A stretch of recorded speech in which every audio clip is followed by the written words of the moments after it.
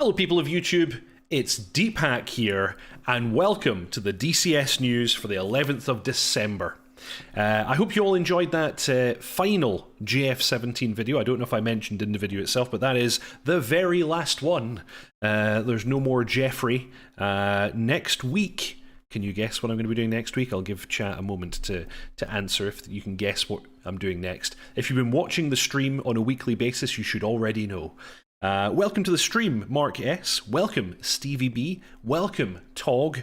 It wasn't an R27, Tog. It was actually an R60M that destroyed me. An infrared missile. I intentionally used that so that you would see what it looks like when you get a missile launch without radar warning first. Yes, Stevie B. It's going to be a tornado. Next week, I'm going to show you all how to fly a tornado. Woo! A super warthog. What? Yes, it's the Hornet. Those of you saying Hornet are correct. FA-18C Hornet series will start next week. Pardon me. I hope you've all been enjoying the JF-17 Thunder series. It's been a lot of fun. Yes, goodbye to Jeffrey. Welcome Storm Kambari. Welcome Channel Right. So yes, hope you all enjoyed that final JF-17 video. Next week we'll do the F-18. Now, on to the news. And without any further ado, let's bring on board the one and only dotChuckles. Good evening, everybody. Good evening. Another Saturday, another news. Here we are. Indeed. God, we've been doing this a while now. Absolutely. So. It will be soon, in another couple of months, it'll be a year. Wow! A year of weekly news and nonsense. Exactly. It's not bad. Haven't we treated you all? Haven't we treated you so very nicely? We've done well. Haven't we done well? Yes, indeed. That's awesome. I love the Hornet, says Echo. Yay! Tog was going to say MiG-28. I should do the MiG-28 one day. You know, MiG-28. That'd be fun. Yeah, but nobody's ever been that close to a MiG-28. I have. But I was inverted. Yeah, I know. More nonsense than news. Ooh, how dare you, sir? There's an I would say the man speaks the truth. No. I contend it's 50-50. I contend that it's equal amounts nonsense and news. Well, it's sort of, a mix of nonsense, news, speculation, inaccuracy, and outrageous opinion, actually. So, about equal parts. we are, sometimes we're scarily accurate, though.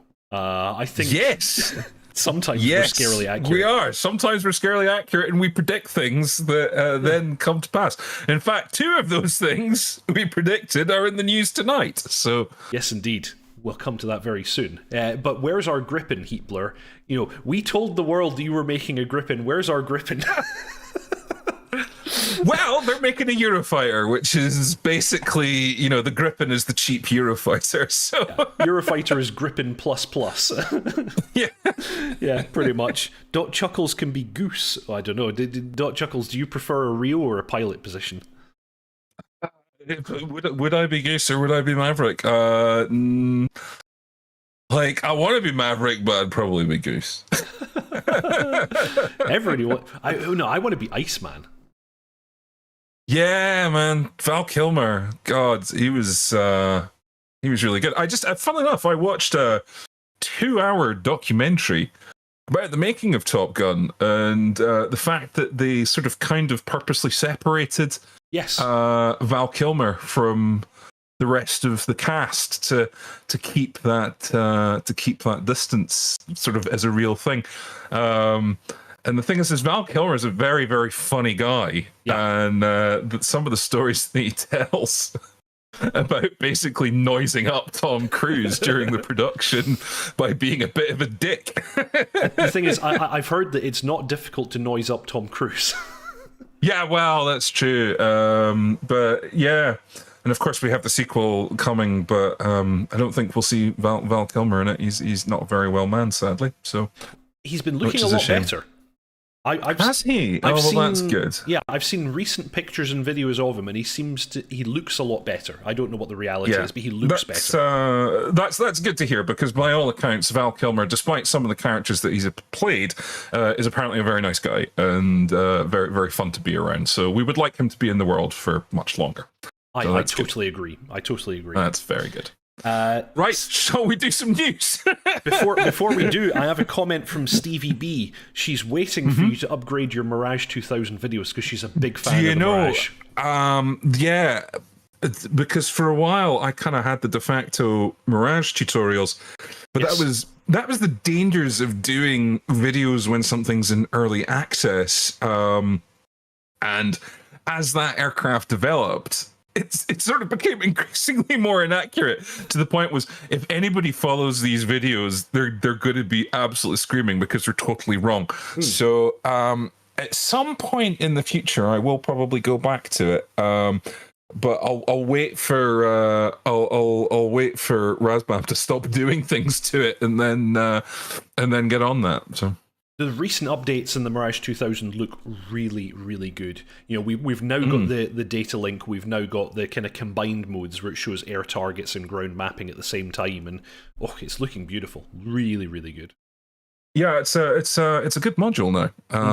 You know, it's taken a very, very long time to get into that state, but you know, they've put the work in, and it's paying off. Absolutely. So, without any further ado, let's actually do the news, because that's why people tune in. They want to know the news. Actually do the news, yes. So, as always, we'll start with the DCS Newsletter, which came out yesterday. Starts off with them talking about what's coming to the F-16 Viper in the next open beta update. So, they're saying in the next update. Now, they haven't confirmed the date yet, but usually the next update would be basically next week now. So possibly next week, they're talking about us having the HSD cursor, the Ecm Pod. Who noticed that now? New air-to-ground features for the helmet-mounted sight, and semi-automatic and automatic countermeasures programs. Also, look out for significant improvements to the FLIR picture. So are they suggesting that next week already we're getting these updated FLIR systems? Oh, do you know what? That slipped past my radar. I did not notice that they're talking about updated FLIR. I think so, because on Twitter, ED were kind of showing off these pictures. These pictures that I'm showing now. Yeah, of the new FLIR engine. So I think you're right. I think that, we're going to see that in the next update, which is immense. That's brilliant, because this has been a problem that goes back to the... God, actually, right back probably to Lomac, because the Maverick IR picture in Lomac was shite. So, yeah, this is like a... God, it's like a 20-year problem, and it's finally getting fixed. So that's major news. That probably, I think, eclipses all the news in the newsletter, if that is the case. Also, we can infer quite a lot of information from these screenshots. So let's take a little look here. What's this? Well, this is clearly an Apache. So this is an Apache looking at some kind of Russian armored vehicle. So we know it's coming to the Apache, but that's okay. We already knew that. What's this, though? This is the gun sight from a tank. I'm going to say something like a T-70, but I'm not 100% sure. That's your standard Russian holdover gun sight. Yeah. Yep. So then it will be available in combined arms. Yeah. What's this? This is an A10. That's an A10. So it's going to be available in the A10. So from this, I'm going to go out on a limb here, and I'm going to say that this will update FLIR imagery for all modules, because I guess it's a core system that they're changing. Yes, it's a global system. So it's it's going to be available and for everything. And I was reading. So in terms of things that this system will do, now I think. Months ago, was it a while ago, we discovered in the model viewer that there was a whole bunch of variables and you could play with them, and we had dynamic infrared textures.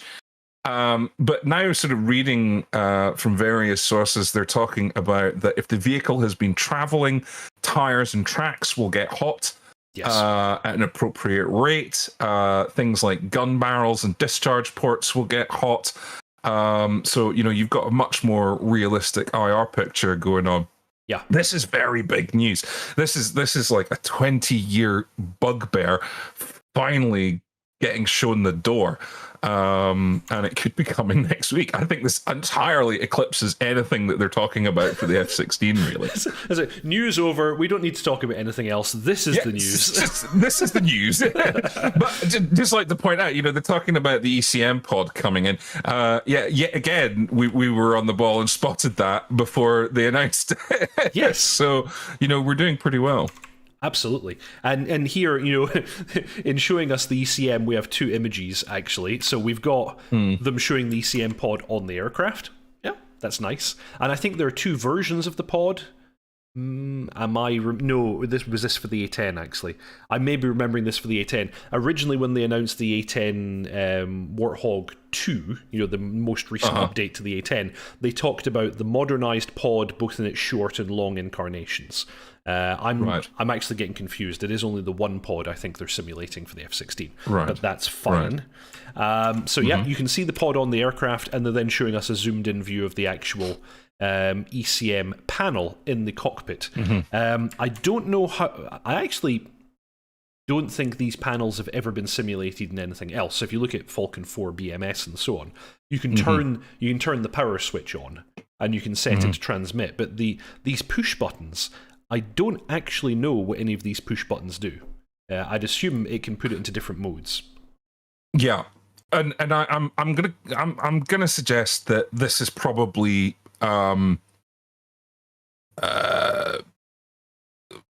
abstracted, because one of the most classified systems is ECM. There's no way they're going to have the documents to do what they normally do with the system and actually simulate it. So I think this is going to be an abstraction, but that's fine, because ultimately what we care about is an end result, and that the end result accurately represents what it should do in the real world. I'm not so fussed about how it gets there, provided it simulates the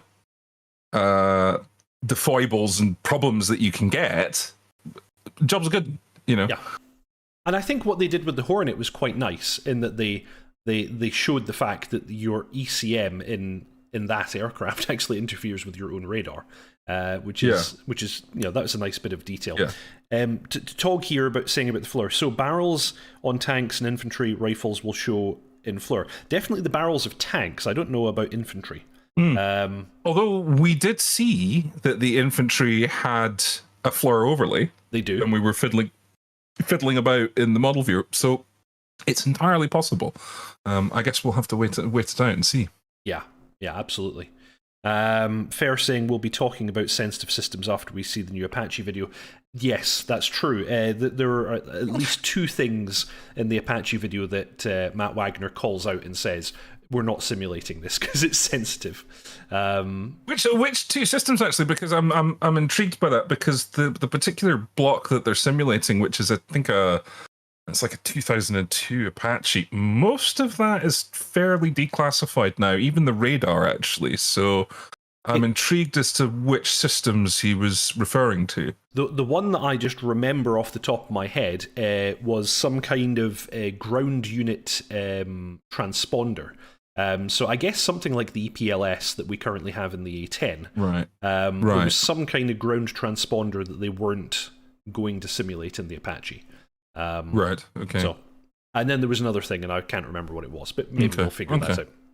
In any case, jumping back to the newsletter, so that's really, really exciting, yeah. So we've got a whole bunch of cool stuff coming to the F-16, and then just as a single sentence, they throw us the FLIR thing, and of course that's what we care about. They then give us a little update on the Apache. So of course the reason they delayed the Apache was that one of the big things they were talking about was the flight dynamics. They weren't happy with where they'd gotten it to yet. We now have considerable CFD research results for the Apache that are being used for flight modeling corrections. Effort and time was spent on implementing tail rotor parameters, which have sophisticated the dependency on tail rotor pitch, tail rotor AOA, airspeed, and tail rotor efficiency during flow deceleration in a straight flight. Please read the details below, and then we've got a video all about the tactical situation display. Shall we jump to that? Do you want to see the video? Yeah, go on, stick that on in the background and we'll have a chat about some of this stuff, because there's a few things to unpack here. Yeah. This is a very, very long video. Yes. About a very, very dull system. It's... yeah. I guess it's dull, but the thing is, for a helicopter like this, where you're operating in support of ground troops and you're flying with reference to the terrain and so on, it has a lot of critical. Yeah, it's critical, and it has a lot of really interesting facilities, and the kind of information you can overlay, because he demonstrates overlaying information from your data cartridge, information from the data link, information from units, kind of friendly units and things like that. It's pretty cool. It's the core. It's the core of your information and sensor fusion, really. But the thing is like you, I'm a bit of a systems nut, and if the Apache was out and in my sweaty little hands, yes, I would be all over this video. I'd be like analyzing it frame by frame and going, yeah, cool, right, okay, so this does that and this does that. But the thing is that it's not, and we're gasping for exciting content to come out of ED, and they're just like, well, we can't show anything, we can't show it flying around because the flight model's goosed, so you have a video about this system. Yes. Yeah, it's just a bit frustrating, I guess. But after the low of the engine and systems page, he's this is quite a step up, in my opinion. Yeah. This is exciting. I know. Yeah, you too can now not get excited over fuel and oil pressure. Yes. Yes. Yeah. So, but just sort of talking about the flight modeling stuff there that they've been working on. I seem to remember hearing a figure that they were within 3%. Something like 3 or 4% of out of normal operation parameters, which is a big deal. So they must have really found something quite wrong if they were going to make that claim and then have to sort of effectively walk back on it. I mean, unless I'm misunderstanding the timeline. I don't think you are. That went. I don't think you are misunderstanding. That was my impression also. And in this newsletter, they're specifically calling out the tail rotor, which makes me think that was probably where the problem was. So you note that in a couple of the videos that Matt Wagner put out, he was flying out of trim quite considerably. He was badly out of trim. That's right. Yeah, he was all over the shop. Yeah. Yeah, which makes me wonder... was the tail rotor not correctly implemented at that stage, and that's the issue they've been having. Right. I think as well that the Apache has, from what I understand, and I could be wrong, and I frequently am, my standard disclaimer, is that the Apache has quite a complicated mixing unit in its flight controls that basically takes out... So helicopter flight is basically pixies. It's the physics of rotary wing flight is massively complicated, really counterintuitive, and causes a whole bunch of secondary effects when you're trying to do something. Yeah. And the Apache has this system, along with a lot of stabilized helicopters, that basically tunes that out. So that, for example, when you increase the torque, it'll automatically start feeding in, anti-torque to stop the spin. It'll when you it'll take things out, like the effects of gyroscopic precession, all that kind of stuff, and it does it automatically. It was described that flying the Apache should feel like you're cheating. It really is easy mode. And I wonder if some of that isn't causing complications. If they've got some kind of logic that is effectively acting like this mixing unit, it might be masking inaccuracies in other places. So who knows? Could be. It could be. And of course, my comment about Matt Wagner's videos is an absolute guess. I could be totally off the mark and he was just flying out of trim. But I wonder if if the tail rotor wasn't properly implemented, that could be the explanation for him flying out of trim. Yeah, because he was wildly out. And the thing is as well, is that when you are in forward flight at a cruising kind of speed, you don't really need much anti-torque. No. In fact, you could pretty much lose your tail rotor.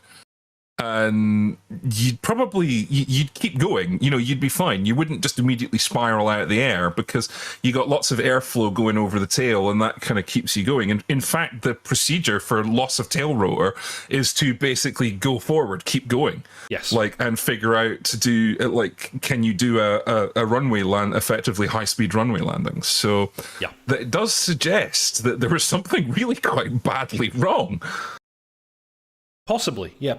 Again, all pure speculation, but I think it makes sense. And the fact that they're it's interesting to me that they're calling out the tail rotor in this newsletter. Yeah. Like, why are they not talking about all the flight dynamics? But they seem very focused on that, which makes me think that everything else was working great and the tail rotor had some kind of a problem. Which makes sense. Yeah. This is really cool. So the ability to twiddle with your GPS units. So it's got 2 GPS, it's got 2 inertial navigation units. You've got 2 Doppler systems as well, I think. It's like it has so much kit on it. It's amazing.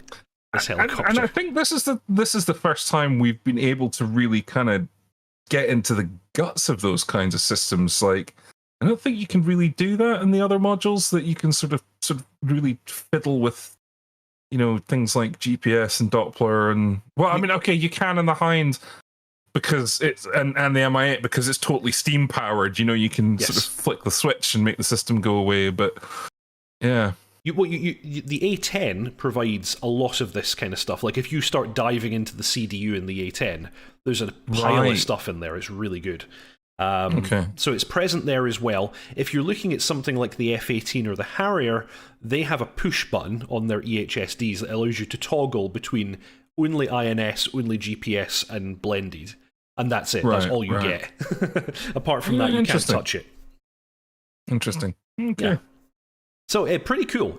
Like we said, this video is quite long, a little bit boring. Actually, there's one bit that I want to call out here. When we get to the contour map, this I found really fascinating because you're able to put it into so many different modes. You can tell it that you want to color code the contours based on your aircraft's altitude and things like that. It's really, really nice. And you can even adjust like the contrast on the contouring and so on and make it more and less kind of pop.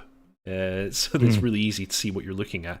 So this kind of stuff I found really cool because when you're flying nape of the Earth, which you probably will quite a lot in this helicopter, some of these modes will make it really easy for you to pick out little dips in the terrain that you can make use of and how to best approach hills and so on.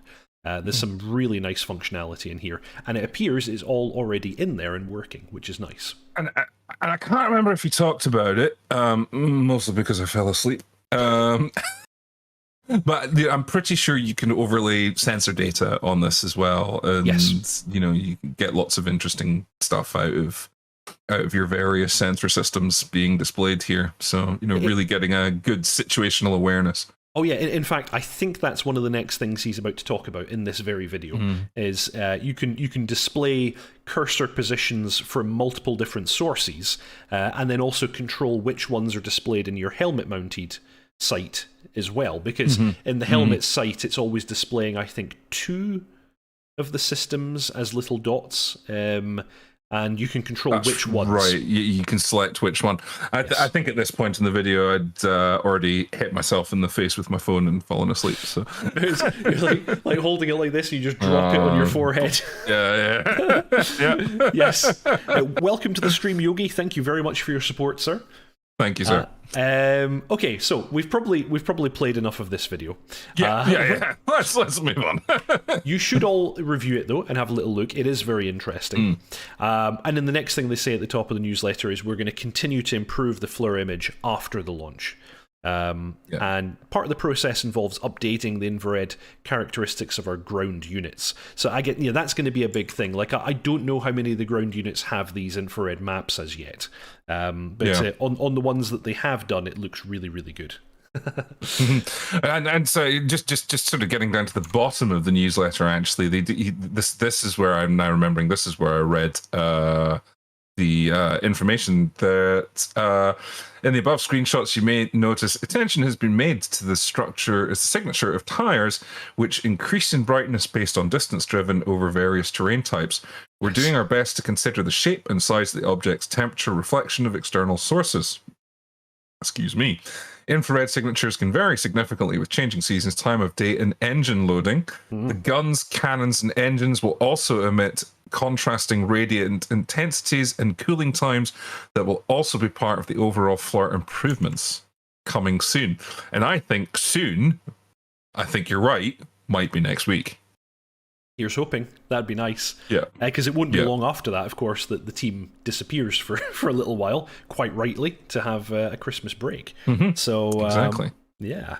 I kind of wonder. I kind of wonder if this has been a bit of a political decision.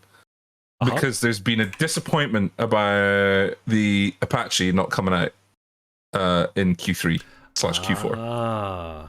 And I wonder if the sugar to make the medicine go down of that was, okay, we were going to release the FLIR with Apache.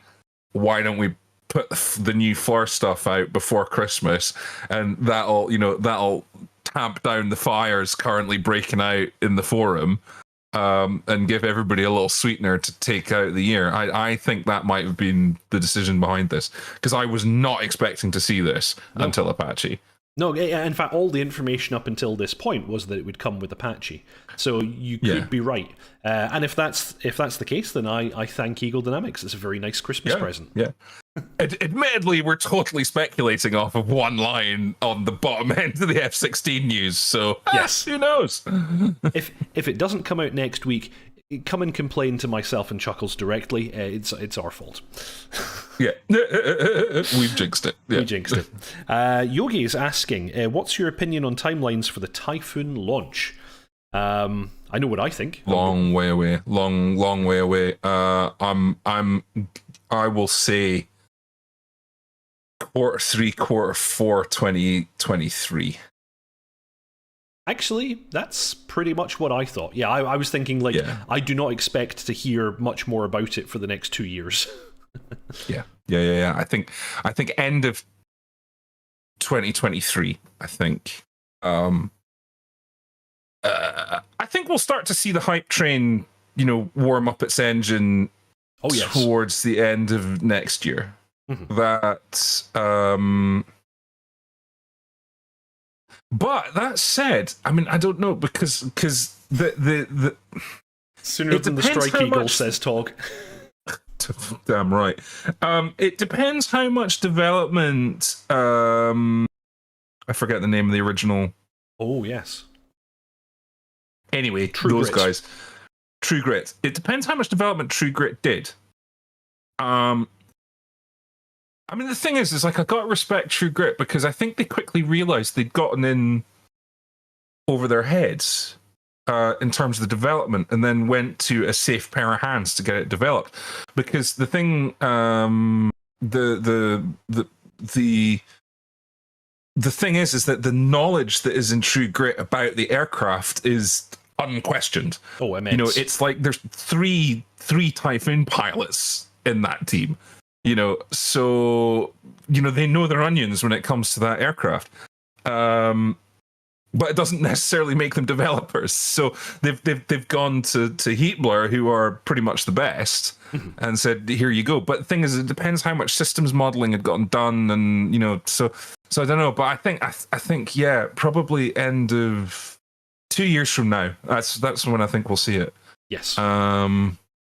And Yogi quick firing with the questions here. He now wants to know what we think about the Strike Eagle. I would say however long the Typhoon is going to take, maybe double that for the F-15 Strike Eagle. I don't know. Yeah, our opinion of the F-15 is pretty famous now. Yeah. So Yogi, the preview video in the summer for the Typhoon looked really good. What you saw in that preview video was a 3D model. Yeah. I can go on to Turbo Squid, get in After Effects, and make that look really, really good. We didn't see an aircraft.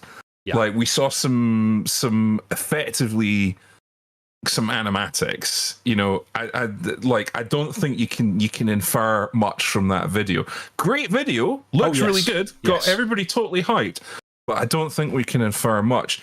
And that's the same with, you know, we talked about this last week with the F-15. All we've seen is screenshots of a model. Yeah. You know, we haven't seen anything about systems. We've not seen anything about flight dynamics. It's miles away. And Razbam they take a long time to do anything. And yeah, we've talked about the F-15 a lot. Yeah. Strike Eagle is not coming anytime soon. No. Wait, before you get too hyped, wait on that one. And, you know, my personal opinion on the Eurofighter video was that, yes, it looked absolutely brilliant, but I think the only parts that were actually in-game were the background and the JF-17 that he shoots down. I think everything you see in the cockpit and everything you see externally is in effect pre-rendered, out-of-game stuff. Yeah. It has nothing. It does not display anything in game, really, with regards to the Typhoon. So, you know, that's for the purposes of. Actually, there you go. Yogi's asking the question there about the helmet-mounted display in the MFDs. That's pre-rendered. None of that is in game. So it doesn't tell us anything about what it's going to be. Or if it is in game, it's using.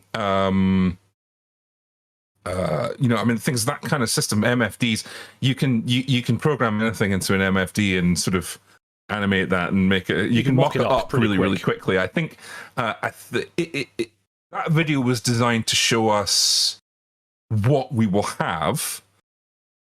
It's the vision. It doesn't show us what is currently in existence and coded onto the metal. You know, I think there's very little we can infer about the development of the Eurofighter, and I'm thinking back to Tomcat stuff. We were seeing some very good visualizations going way back in the Tomcat, journey.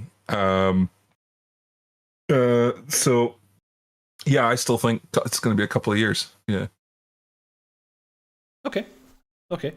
I think, when it comes to Heatblur, Heatblur are very, very professional developers. You know, they create very high quality modules. It takes them, quite a bit of time to develop their modules, and their marketing is very, very good. They make really good videos, and they always get me super psyched when they're coming out with this kind of stuff. But yeah, as we've said, it's no indication of what they have and when it'll be ready. But when it comes, it'll be good. We know that.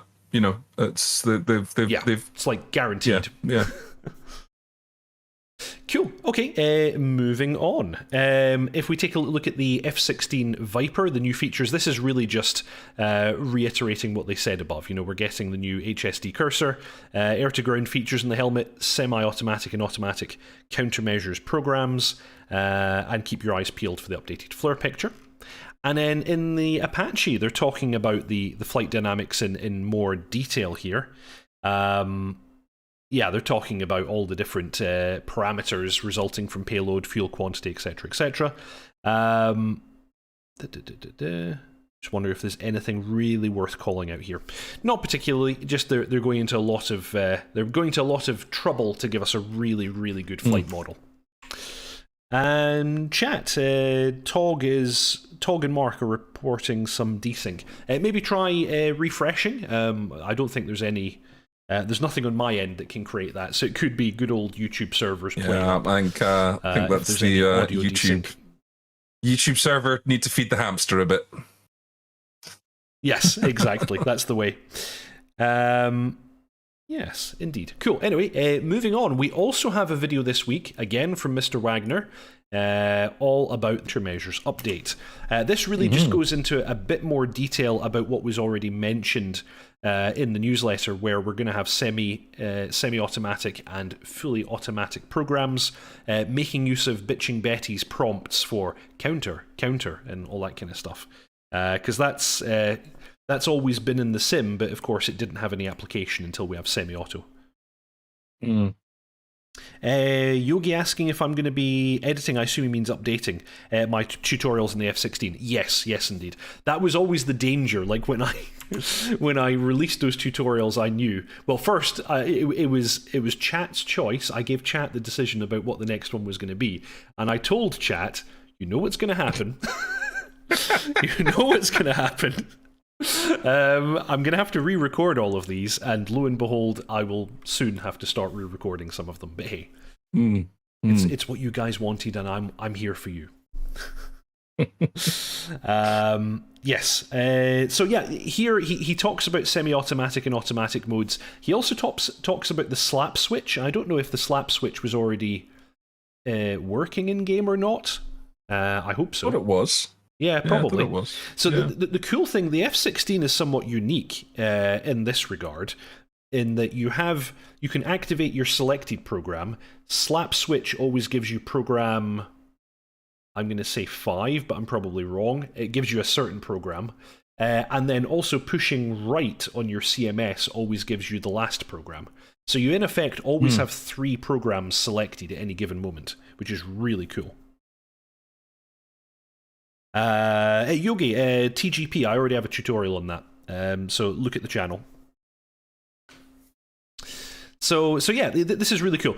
Semi-automatic mode, as he demonstrates, you still have to manually select the program. So the cool thing is, in semi-automatic mode in the A10, it actually chooses the most relevant program. How it does that, I have no clue. but it selects the correct program and then waits for you to activate it. In the F-16, you manually have to choose the program with the rotary, and then it will simply call out counter when it thinks you should deploy countermeasures, and then you simply push the CMS. In the event that you have it in fully automatic, then it simply starts dispensing, and within a number of seconds, it will probably tell you bingo chaff and bingo flares. Because that's how it works. Yeah, because you don't get many. No, exactly. Yeah.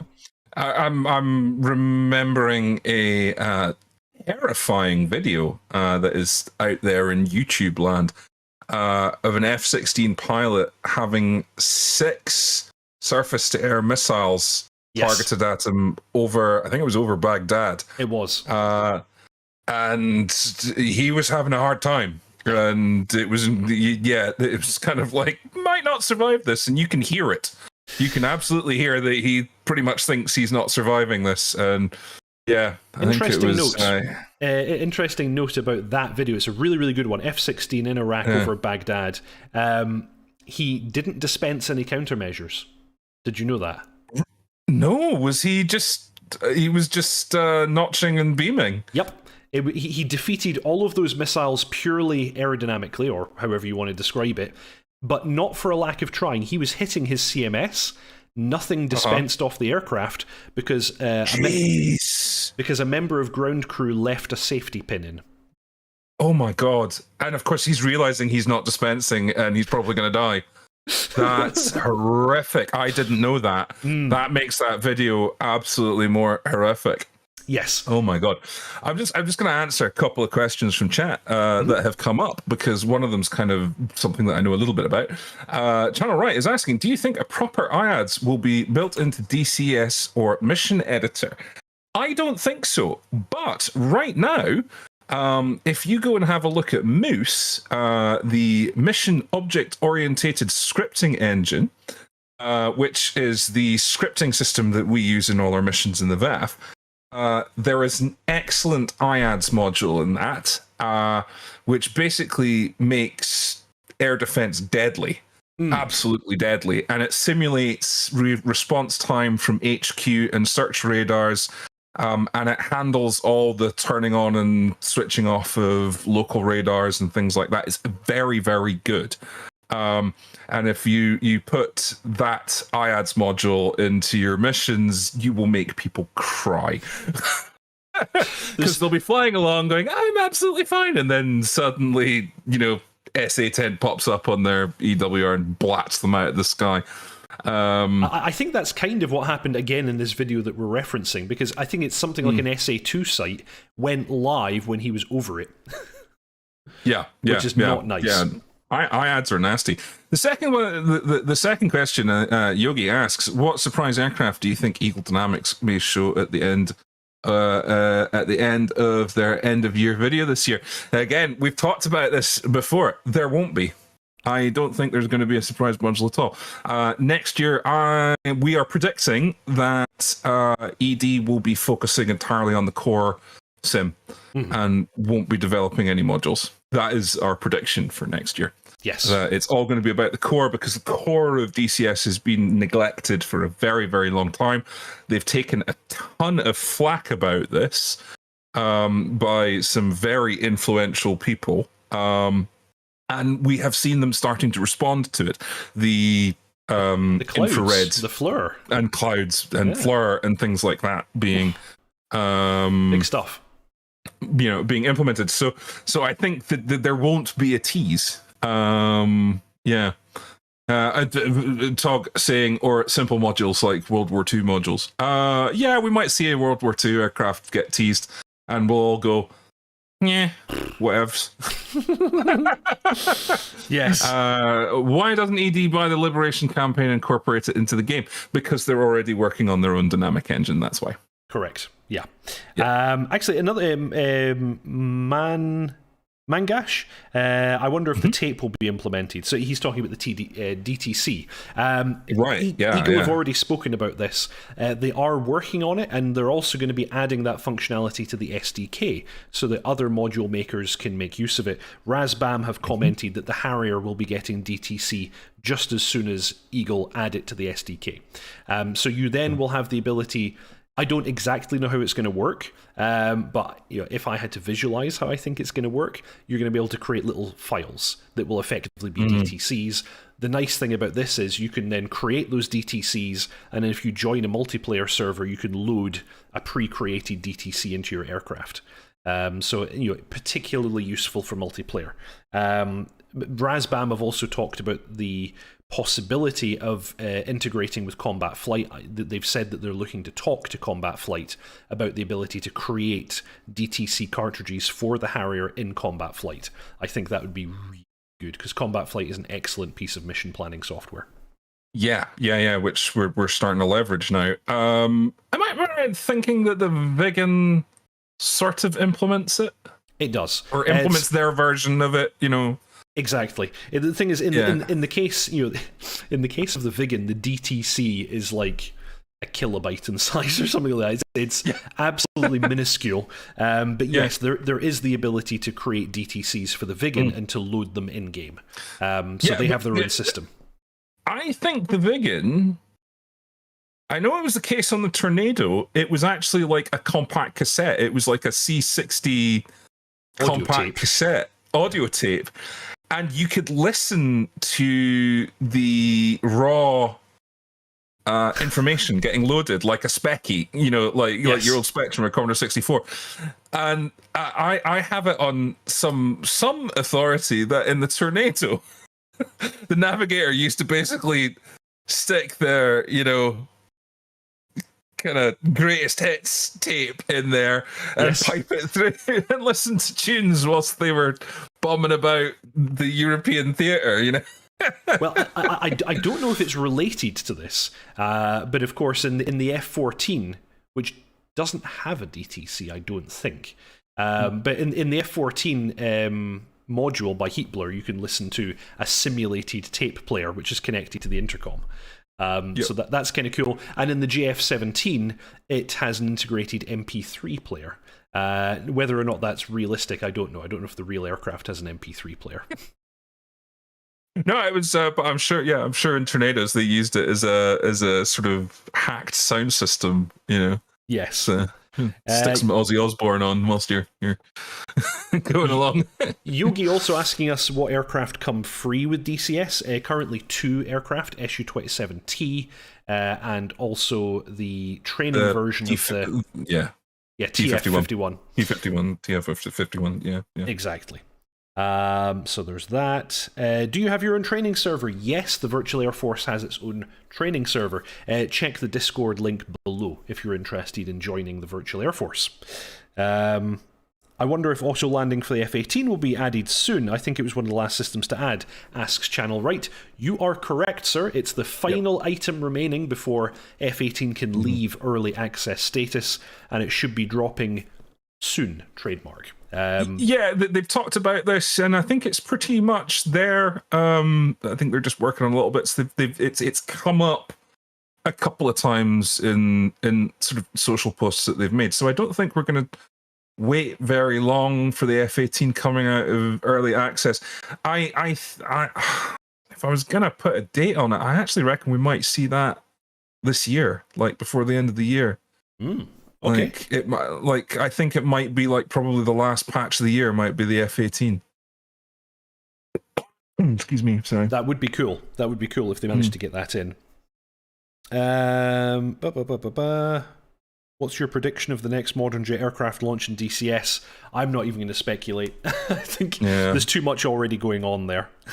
Yeah, it'll be a while. I think it'll be a while for a modern. I think we might see. Actually, no. I was going to say we might see the MiG-23. It's not really modern, but excuse me. But it's Razbam, and it's probably a long way away because they're busy with other stuff. So yeah, it's a ways off. Yes, I think. Yeah, I would think so. Anyway, getting back to the news, we have another item to talk about from this week, and that is the news that Polychop Simulations breaks a long silence. This is something we've talked about from time to time in the past. Actually, I'm going to overlay these beautiful pictures of the Kiowa while we talk about it. So yes, it turns out that the Kiowa project is not dead. Thankfully, I never thought that it was. They have been quiet for most of the year, actually. And it turns out that unfortunately, one member of the 2-man developer team that are working on the Kiowa was seriously ill for a period of time, although they're now recovering, which is very good news. But they're saying that they're back on track, and well, not back on track, but they're coming back up to speed again, and the Kiowa is not dead. Yeah, and this is something yet again we've been vindicated in our opinion that like there was a lot of naysayers saying, oh, the project's dead, the team's like gone, blah blah blah, and we're like, no, they're just doing stuff, they're busy, they go quiet, and here we go. Yes, they've said we just decided not to put stuff out. So they're a small team. When 50% of your team has real life stuff, that's the way the cookie crumbles. It's I mean, these developers, they don't make a lot of money out of this. It's a passion project. No, well, maybe with the exception of Heatblard, no developer. I mean, you're not going to become a millionaire making DCS modules. Put it that way. Probably not. It's not a. Yeah, you're not going to make a lot of money. Yeah. So this kind of just reinforces what we were saying, and the news is good. And the interesting thing that they've said is that it is going to release feature complete. They're not doing an early access. Yeah, which is very interesting. That's not a path often travelled in the world of DCS. But good for them. Good for them. That's I guess what they're probably trying to do here is to distance themselves a little bit from the reception they got of the Gazelle. Some of which was fair, some of which I feel was a little bit unfair. They've been patching the Gazelle during the course of this year, and they have said that they intend to actually rewrite the flight model for the Gazelle, which is the part that people criticize the most, I would say. So yes, they're looking at they're looking at redoing the flight model of the Gazelle. Yeah. So yeah, I applaud their decision here. I think it's a brave move. So we'll see what happens with that. Mark S was saying in chat, Mirage F1.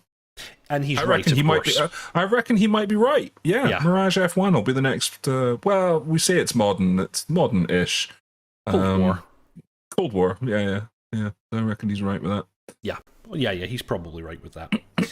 When do you think the Falkland map will be released? I don't think Razbam have set a date. They just keep saying soon. I know that in Razbam it's a separate team who work on the terrains. So at least one thing we know that's the one thing they're working on. So they're not going to be delayed by switching task or whatever. But no idea. It looks nice though. They posted some pictures and some videos, and it's looking rather nice. Are you guys doing F-18C tutorials? Asks Yogi. Well, Yogi, you're a lucky guy, because guess what? I'm starting next week. Today was the final JF-17 tutorial. Next week I begin my series on the F-18. So I don't currently have one. Oh, and Tog is answering the question for me. Just what Tog just said. I'm going to be doing it next week. So all the more reason to subscribe, like, and comment. I was doing a little call out at the end of the previous video because I think something like less than 5% of people who watch my videos are subscribed. So I have way more viewers than I have subscribers. Please help. Press that button. It doesn't cost anything. Oh dear. But yes, so in short, really, really happy that the Kai was back on track, because to me, I like Polychop's work. I like the Gazelle. It's imperfect. It's not the greatest helicopter ever, simulation ever created, but I think it's good, and I think Polychop have real. I don't know a good way of describing it. Let's say heart. They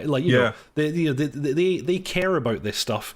They want to up their game. They want to do better, and I think that's to be supported. Yeah, I mean, I think a lot of the criticism of the Gazelle was really, really unfair.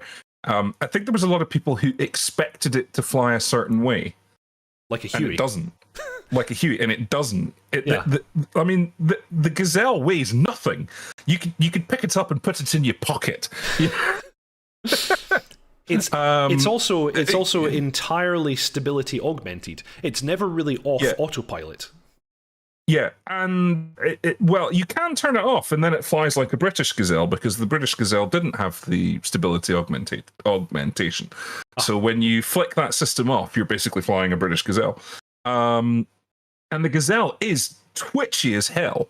And the other thing that, having had the pleasure of sitting in the front seat of the Gazelle and having had some time at the controls of one when I was much younger, it is pretty. You can get yourself out of sorts really quickly. And the thing as well is that when we sort of, I think, when developers develop flight models, they kind of take into account the fact that we use a joystick that's like that long, whereas the Gazelle's stick is that long. We all know what the ladies prefer. Because that makes a big difference, which is why when you fly the Gazelle with an extended stick, I'm not going to get it, but my Virpil has got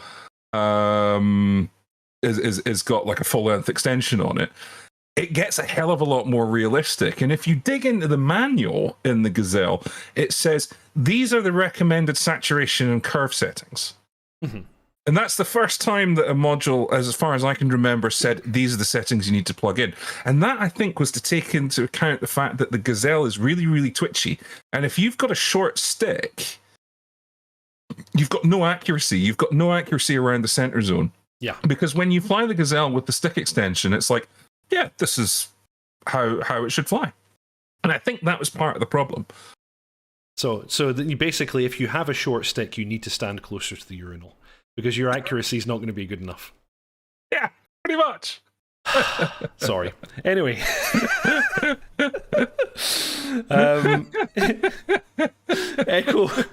Echo also saying that the upgraded ATC is going to be a big, good system. I totally agree. Yes. They've been developing that one for yeah. a very, very long time, which makes me think they've been having a hard time of it. But I expect it'll come one day. Channel Right pays us possibly the best compliment I've heard so far. Best DCS magazine on YouTube. I like that. Oh, that's very high. That's very high praise. Yeah. Well, like we that. enjoy doing it. It's so thank you very much. That's very good. In fact, I can't think of many people who do a magazine style show about DCS. I noticed there's been a couple pop up in the last month or two, and I'm like, I wonder. Because we've been doing this for a year. It's like they're copying the format. Like, because it, in our mind, we always wanted to effectively be the Top Gear news segment of DCS. Yes. That's what I aspire to. I don't know if we achieve that, but we try. We do try. Good news, everybody. Yes, exactly. And on that bombshell. Exactly. Yeah, no, that's a really nice compliment. Thank you. But yes, ATC, that is going to be a big deal, and they've been talking about it for 4 or 5 years, I think. Yeah, that's been talked about, and I heard there was a demo that was floating around way back that the ED put out with new recorded sounds, and it sounded amazing. It sounded like Lot 80, not Lot 80, SRS. It sounded a lot more real, but then it just sort of disappeared, and off it went. So who knows? But hopefully that's dropping in soon. Yeah, I mean it's going to help with the single player bots, certainly. Yes. I mean, obviously we tend to prefer using SRS and Lot ATC to handle our ATC with the human sitting in front of the scope. But yeah, absolutely. Any predictions for Year Ahead video? I predict they will have one. maybe. Yeah, again, we've talked about this quite a bit. I think it's going to be about core features. I think it's going to be about core features, and I think probably World War II stuff. Maybe. Chuck. Sorry. We're still here. We're still live. Oh my god! Somebody mentioned World War II aircraft, and I just fucking dozed off. I mentioned the war once. I think I got away with it. Yeah. Probably just filled with Apache, says Tog. Yeah, actually, that's fairly safe. Bet. Yeah, there's gonna be a lot of Apache stuff. Yeah, I would think so. Actually, do you know what would be an amazing surprise and would be really, really good, and not outside the realms of possibility? If as predicted, they're going to focus on core, but if they were going to drop a tease, what would blow me away, and I'd be like really damn excited for, and it would twin with the Apache, is a new improved. I think what we might see is dynamic campaign and the ground side getting attention. Oh, that would be nice. Yeah. The name of the module's gone out of my head. Combined arms. Thank you. Like combined arms. Like if I think if we saw in the end of year tease, like, and it is entirely possible because they have been dropping little hints about it, and they've been just making these little improvements, to combined arms and things like that. So with the Apache coming out, dynamic campaign and combined arms, that would be really big. And I know it's not the sexy jet that everybody wants, but I just don't think we're going to see it. We're not going to see it. We already have pretty much all the sexy jets we need. So to then get I think. True. Yeah. I mean, what else is there? Like in terms of modern F-35 that we could actually get. No. Russians, like the Russian stuff, you're just not going to get any. Like the MiG-29A is about as modern as will be allowed.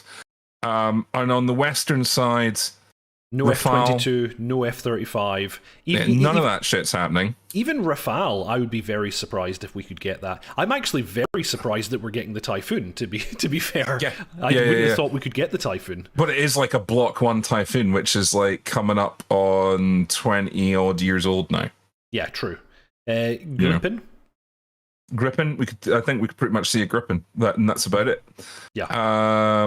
Mark S asking MiG-29 question mark. Yes, absolutely. The MiG-29A is the one that we're getting. So Yeah. is it the A? It's the A. It's the A. Yeah.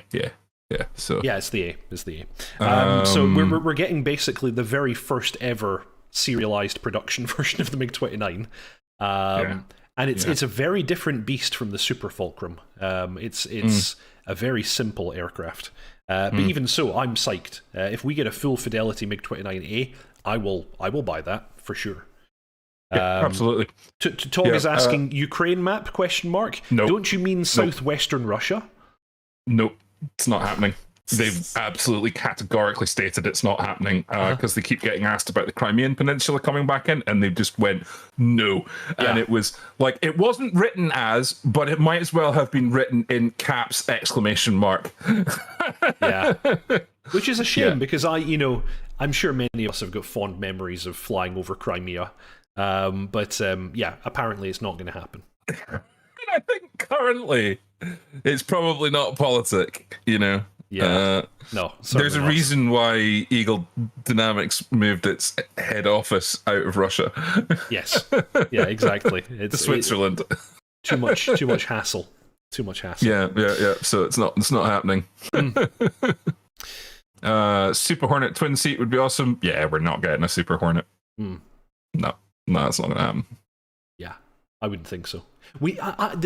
I've got such a strong feeling of deja vu. We've already done like 2 streams that were almost exactly like this, where it's what jet's coming next and us talking through all the options. we do this from time to time, and we will probably continue to do this from time to time because this will come up. But yes, I think that's. I think we've spoken on that one. Yeah. But that's pretty much all the news for this week. That's what we had. A good news week, I would say. Lots of cool and interesting stuff. Very exciting. I think, as always, this is the point at which we should give a shout out to the Virtual Air Force. Yes. Because much for those excitement, who don't know. Yes, much excitement has been happening. Tons of things happening. Yeah. Yes. Yeah. So, of course, we recently started the F-14 and A-10 squadrons, which are adding to our F-16 and Harrier squadrons that we already have. We've also recently started doing human ATC and mission commanders again. It's something we did earlier, and we haven't more recently because we didn't have the people. We now have people who are very interested in manning these kinds of roles. So we now have people who are actually not in sim. They're sitting in front of a simulated radar scope and running the radios, passing messages, and coordinating our flights and packages. And it seems to be going really, really well. Something weird is going on in chat. I think they're being enthusiastic. Okay, I'm. Oh, right. They're going VLK. They're being cheerleaders. They're cheerleading. That's good. Okay, fair enough. So yeah, we started 2 new squadrons, and we also have people running ground positions. So if you're a person out there who, for whatever reason, doesn't want to fly multiplayer but would love to be involved in some other way, if you're happy being on the radio and coordinating flights and doing that kind of stuff, then we want to see you. You want to run a tower, you want to be a mission commander. Do you want to be Overlord actual? And we've got the bots now because we're regularly pulling in a serious amount of people logging on for our mission nights now. 2 squadron, which is the F-16 squadron, they're flying 3 flights. They're talking about bringing on 3 elements now because they've exceeded they're basically the first 2 elements are full, so they're having to bring on a 3rd element, which is that's fielding a lot of F-16s. Oh yes, I think F-16s are always going to be pretty strong because they capture the imagination, and it's a beautiful aircraft. I doubt anyone's going to disagree with me there. Thank you very much for the cheerleading, Stevie B. So yeah, please, if you're at all interested in flying with us or operating the radio or doing anything, Discord link is below. Jump into the lobby and say hi. Tell us what aircraft you like to fly and come join us. And as well, if you don't feel that you can commit to joining one of the numbered squadrons and training to, a kind of milsim-ish standard, we also just like having people in the Discord and come and fly ad hoc with us and freelance and generally just enjoy like-minded company. So feel free to do that too. Yes, indeed. Absolutely. You're perfectly welcome to join the Discord and not join the squadron at all. Just hang out with us and talk to us. Myself and dotChuckles are on that server, so if you for whatever reason want to talk to us, I don't know why you'd want to do that, then we are there. Here we go. At dotChuckles, do you use the VPC Rotor TCS Plus base? I use the rotor base, but I don't use the plus base because it's a waste of fucking money. Yes, I'm going to pay an extra £100 for one axis that I use once in starting up a helicopter that I don't fly. Yes. But the collective is amazing. It's absolutely brilliant. But yeah, I wouldn't bother spending the extra £100 on that. But I'm now Verpal across the board. I've got the pedals CM3 and the stick and rotor. They make great stuff. Yes. My setup is also entirely Verpal, and I've got some of their oldest stuff. I've got Gen 1 stuff across the board, and I still think it's brilliant, although their newer stuff is even better. Well, do you know, now that I've lived with the latest generation of grip for the stick, the Mongoose grip, I have a bit of a problem with it. Oh, yeah? It's brilliant that they've introduced the press on the hats. Absolutely great. But what I have found is that the activation zone, because it's an 8-way hat. Well, 9-way, maybe. What? 9-way. That's true. 9-way. I've had to program two. So if I want to go down, basically I've had to program down and right. Yes. To both be down, because otherwise it won't. Because you know what I do? Because I had the same thing. When it comes to 8-way hats, I always unassign all the diagonals. Yes, but the problem is that on the new Mongoose grip, they're very it's nigh on impossible to tell when you're in the diagonal. Like it's so there's very little feedback. Okay. On that, so you can really get into a point where your cursor stops moving and all that kind of stuff. But then if you do the sort of the double assignment, it's I'm sure you could probably go into the software and fiddle around with the matrix and that to solve it. Because I mean the software that they provide is very in depth. I mean you can basically completely customize that setup. So that is my only complaint. That's my only complaint with the kit. With the Gen 1 grip, the 8-way, I can tell when I'm in the diagonal, so it's actually not a problem for me. I just unassign those diagonals and use it as a 4-way, and that works for me.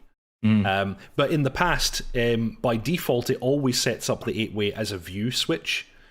And of course, I would set my 4 ways, and then the diagonals would start moving my camera, and I had to unassign them because it was just very annoying. It's a bit of an annoyance, but their stuff is solid and rugged and reliable. Yes. And I mean, don't get me wrong, I ran the Thrustmaster Warthog for years. Loved it. Really, really great piece of kit. But I hate to say it, the Verpal stuff is better. It's better manufactured. There's a few nasty little shortcuts in the Warthog.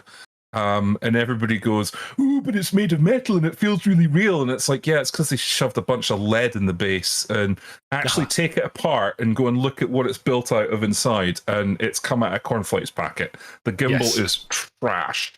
And the throttle is flimsy as hell when you take that apart and see it inside. I mean, it's great. You know, it's got fantastic functionality. But yeah, component quality is a little bit cheap for the price point that they were selling it at. No, Yeah. I've had no complaints with the Virpil stuff since I moved to it. It's the way. What's your best view on the best yoga set? Assuming you had the money, can you advise? What's a yoga? I'm confused by the question. Sorry. Yeah, sorry, no idea. No idea. Confused by the question. Sorry. Yes. Yeah.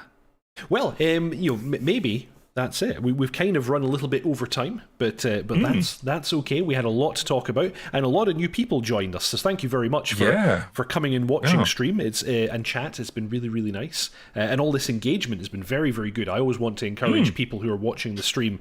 Please ask us questions. We do monitor the chat. We're very happy to answer questions, and it's a bit of fun to have that kind of engagement. Yeah, exactly. I think it adds interesting things because sometimes you guys think of stuff that we haven't thought of, and it makes for interesting conversation. It does. Oh, right. Hotas. Okay. Hotas. I would say. I mean, it's that's a difficult question because it depends on what you can do. If you require to have your stick and your throttle on the desk, I would say probably the Warthog setup. If you don't require your throttle and stuff to be on the desk, and you don't mind attaching the clamps and the stands, go with Virpil. Go with the CM3 and the Mongoose, and get an extension for it. That would be my advice, and go with either the Virpil rudder pedals, the combat ones. So I prefer to have my heels on the floor, so I like the bars, but you can get those ones with the bars and toe brakes, which I think is the middle priced option. That's the ones I've got. Yeah, but that's personal preference. Some people like to have their heels off the floor, and they do an option for that. Yeah. I would go with that for the rudder pedals, or if you've got tons and tons and tons of money, go for the Thrustmaster TPS. Because it's very, very realistic the way the pendular system works. It's really, really good. Does Frantic have a set of those? I think he said he had a set of those. He does. Yeah, he does. He really, really likes them. He really likes them, but they're a pricey bit of kit. Any view on the wing stuff? It looks really good. And Red Kite reviewed them, and I trust Red Kite. He said it was pretty decent stuff. I've heard mixed. Yeah, apparently it has some issues. I'm not sure of all the details, so I don't want to necessarily comment on them. But yeah, I think there is issues with them, but they definitely look good. Although I think there might be some build quality issues with it and some failures. But I've heard various different things, but whether that's true or not. Yeah. Well, Red Kite does an unboxing and a kind of short first impressions video about, I think it's the Wing F-18 throttle. Possibly the stick as well, I can't remember. And he mostly liked it. But yeah, who knows what they're like long term. I think the thing is that a lot of these YouTube reviewers, and Red Kite is very good. I'm not knocking him. He makes some excellent content. A lot of these people, they don't live with it for very long. No. You know, it's like they get it, they unbox it, they play with it and go, yeah, it's great. But it's like, well, tell me what it's like in 6 months' time. Yes. When stuff is worn out and cable, soldering joints have come undone. And I mean, because I look at the clamp that you get with that system, and it really doesn't look fit for purpose. Like, and I think that is also part of the things that they said, that it wobbles like hell. Like if you don't need the clamp, if you can build its own pedestal, I think that would be great. But I think he ended up doing that. He actually had something underneath it for the throttle, because the throttle unit is gigantic and heavy, and if you do just suspend it off of a desk, in fact, unless you've got a chunky desk, I think some desks it will actually warp and damage because of the weight you're dealing with there. Yeah, that the fulcrum on it looks really kind of, I'm not sure. Yeah. Yeah, the Crosswind Rudder has yet to disappoint me. Crosswinds are very, very good. I've not had the pleasure of using them, but everybody I've spoken to that has them say they're really, really good. For me, the Verpals are basically Crosswinds, but made out of metal. And that's why I went for it, and because it integrates with all my stuff. So, yeah, indeed. Jabbers did something like after 1 year use review. Oh, okay, cool. Yeah, nice. His stuff's really good as well. So yeah, he's definitely worth checking out. Yeah, I'd go and check his opinion on that. At the end of the day, these are pricey bits of kit. You need to. It's not something you could just. A HOTAS system and rudder pedals is not something you can really just go, I'll just buy it, and if it's crap, I'll stick it in a cupboard. I mean, these are pricey bits of kit. I mean, even the bottom end of the consumer market, like, your X-56 and stuff like that, your old Cytec stuff, I mean, that's still pricey. That's sort of beyond the kind of price where you're just like, fuck it, if it doesn't work, I don't care. Yeah. These aren't cheap peripherals. True. Alrighty. So, is that everything for this week, do we think? I think so. I think so. Chat's petering out. So. Excellent. Excellent. Okie dokie. Well, he's been dotChuckles. I've been Deepak. Every week on a Saturday, I release a premiere of a tutorial video. Next week, I'm starting the series on the F-18, and that's always followed by the DCS News, which just happens to be that thing what you're watching right now. Where we talk about everything that's happened this week in the world of DCS and flight simming in general. Thank you very much for joining and for asking us so many questions and getting so involved in the chat. If you haven't already, please subscribe, like, and comment. It's a really big help to the channel. And we'll see you all next time. Fly safe.